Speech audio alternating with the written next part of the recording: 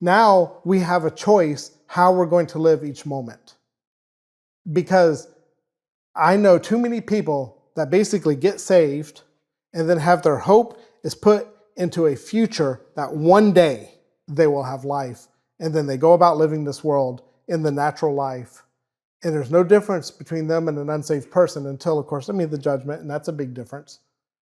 But why not live out of abundant life now? Why not live every moment out of Christ now?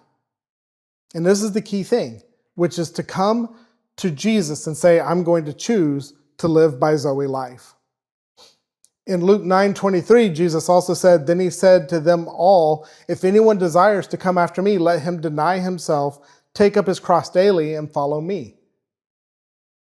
I hear so many people debating about what does it mean, when Paul said, I die daily, or here where Jesus said, take up your cross daily.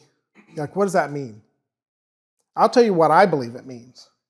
I fully believe it means that every day I'm going to choose to crucify my natural life, to deny my natural life, to die to my natural self again and again, so that I am only living in the Christ life. It's not this process of getting saved over again. It's not this process of rejecting sin or repent. It's this process of saying, I'm choosing today to not live to my old self, to my old life. I have the Christ life in me.